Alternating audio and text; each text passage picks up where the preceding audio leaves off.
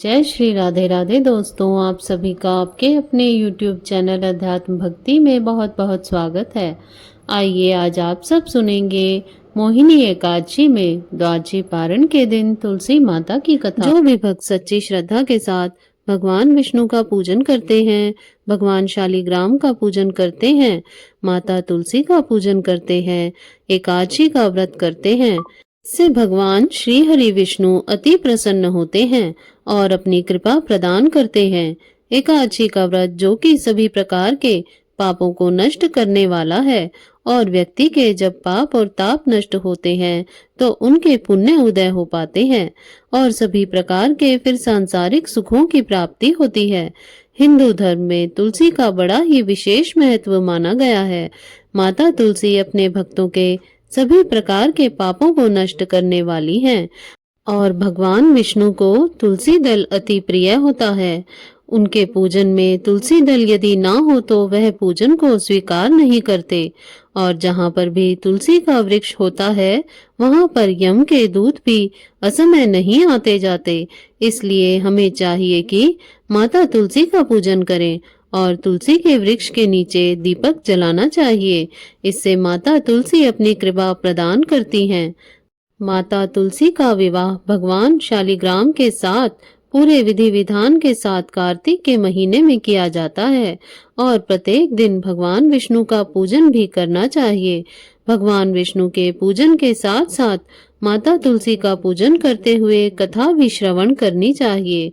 इससे भगवान विष्णु और माता तुलसी की कृपा प्राप्त होती है। तो आइए सुनते हैं मोहिनी एकादशी में द्वादशी पारण के दिन तुलसी माता की कथा। तो बोलिए प्रेम से माता तुलसी की जय, भगवान श्री हरि विष्णु की जय, माता लक्ष्मी की जय, भगवान शालिग्राम की जय, एकादशी माता की जय, सर्व देवी देवताओं की जय। तुलसी से जुड़ी हुई एक कथा जो कि बड़ी ही प्रचलित है। श्रीमद् भागवत देवी भागवत पुराण में इनके दिव्य अवतरण की दिव्य लीला कथा भी बताई गई है। एक बार भगवान शिव ने अपने तेज को समुद्र में फेंक दिया था। उससे एक महान तेजस्वी बालक ने जन्म लिया। यह बालक जो कि आगे चलकर जालंधर के नाम से बड़ा ही पराक्रमी दैत्य राजा बना। इसकी राजधानी का नाम जालंधर नगरी पड़ा। दैत्यराज कालनेमी की कन्या वृंदा का विवाह जालंधर से हुआ। जालंधर जो कि महाराक्षस था, अपनी सत्ता के मद में चूर होकर उसने माता लक्ष्मी को पाने की कामना से युद्ध किया, परंतु समुद्र से ही उत्पन्न होने के कारण माता लक्ष्मी ने उसे अपने भाई के रूप में स्वीकार किया। वहां से फिर पराजित होकर वह माता पार्वती को पाने की लालसा से कैलाश पर्वत पर पहुंच गया। भगवान देवाधिदेव शिव का ही रूप धारण कर वह माता पार्वती के समीप गया, परंतु माता ने अपने योग बल से उसे तुरंत ही पहचान लिया तथा वहां से अंतर ध्यान हो गई। पार्वती ने क्रुद्ध होकर सारा वृतांत भगवान विष्णु को सुनाया। जालंधर की पत्नी वृंदा अत्यंत ही पतिव्रता स्त्री थी। उसी के पतिव्रत धर्म की शक्ति से जालंधर ना तो मारा जा सकता था और ना ही पराजित होता था। इसलिए जालंधर का नाश करने के लिए वृंदा के पतिव्रत धर्म को भंग करना बहुत जरूरी था। इसी कारण भगवान विष्णु ऋषि का वेश धारण कर वन में पहुंचे। वहां वृंदा अकेली ही भ्रमण कर रही थी, वहां पर घूम रही थी। भगवान के साथ दो मायावी राक्षस भी वहां पर घूम रहे थे। वे जिन्हें देखकर वृंदा भयभीत हो गई और ऋषि ने वृंदा के सामने ही पल में दोनों को भस्म कर दिया। उनकी शक्ति को देखकर वृंदा ने कैलाश पर्वत पर महादेव के साथ युद्ध कर रहे अपने पति जालंधर के बारे में पूछा। ऋषि ने अपने माया जाल से दो वानर को प्रकट कर दिया। एक वानर के हाथ में जालंधर का सिर था और दूसरे के हाथ में धड़ था। अपने पति की यह दशा को देखकर वह मूर्छित होकर गिर पड़ी। होश में आने पर उन्होंने ऋषि रूपी भगवान से विनती की कि वह उसके पति को जीवित करे। भगवान ने अपनी माया से पुनः जालंधर का सिर धड़ से जोड़ दिया, परंतु स्वयं भी वह उसी शरीर में प्रवेश कर गए। वृंदा को इस छल का जरा भी पता ना चल पाया।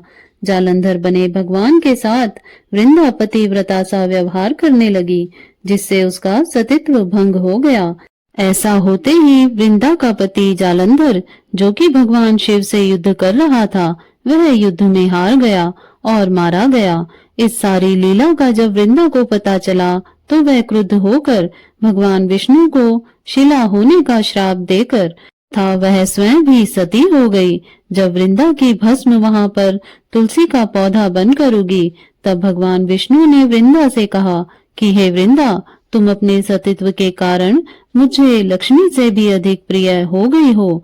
अब तुम तुलसी के रूप में सदा ही मेरे साथ रहोगी। जो मनुष्य मेरे शालिग्राम रूप के साथ तुलसी का विवाह करेगा, पूजा करेगा, उसे इस लोक और परलोक में विपुल यश की प्राप्ति होगी। जिस घर में तुलसी होती है, वहां पर यम के दूत भी असमय नहीं आ जा सकते। गंगा व नर्मदा के जल में स्नान तथा तुलसी का पूजन बराबर माना जाता है। चाहे मनुष्य कितना भी पापी क्यों न हो, मृत्यु के समय जिसके प्राण मंजरी रहित तुलसी और गंगा जल मुख में रखकर निकल जाते हैं, वह पापों से मुक्त होकर वैकुंठ धाम को प्राप्त होता है। जो मनुष्य तुलसी व आंवले की छाया में अपने पितरों का श्राद्ध करता है, उसके पितृ भी मोक्ष को प्राप्त हो जाते हैं। इस प्रकार से जो भी भक्त सच्ची श्रद्धा के साथ, नियम और निष्ठा के साथ भगवान विष्णु का पूजन करते हैं, भगवान विष्णु को तुलसी दल अर्पित करते हैं, भगवान शालिग्राम का पूजन करते हैं, माता तुलसी का पूजन करते हैं, भगवान शालिग्राम के साथ माता तुलसी का विवाह संपन्न करते हैं, उन्हें विपुल यश की प्राप्ति होती है तथा सभी प्रकार के पापों का नाश होता है तथा सभी प्रकार के मनोरथों की सिद्धि होती है। तो बोलिए प्रेम से भगवान विष्णु की जय, माता लक्ष्मी की जय, माता तुलसी की जय, भगवान शालिग्राम की जय, सर्व देवी देवताओं की जय। इसी प्रकार से जो भी भक्त सच्ची श्रद्धा के साथ, नियम और निष्ठा के साथ भगवान का पूजन करते हैं, भगवान शालिग्राम का पूजन करते हैं, तुलसी माता का पूजन करते हैं, उनके सभी प्रकार के दुख और कष्ट दूर हो जाते हैं तथा भगवान विष्णु की कृपा से, माता तुलसी, माता लक्ष्मी की कृपा से व्यक्ति के सभी प्रकार के पाप और ताप नष्ट हो जाते हैं तथा सुख और समृद्धि की प्राप्ति होती है। तो आशा करती हूँ आपको यह जानकारी अच्छी लगी होगी। ऐसे ही ज्ञानवर्धक जानकारियां प्राप्त करते रहने के लिए, व्रत पूजा आदि के बारे में जानने के लिए यदि आप चैनल पर पहली बार आए हैं तो चैनल को सब्सक्राइब कर लें, ताकि आने वाली वीडियो की नोटिफिकेशन आपको समय से मिलती रहे। वीडियो को लाइक करें, शेयर करें। सुखी रहें, स्वस्थ रहें। जय श्री राधे राधे।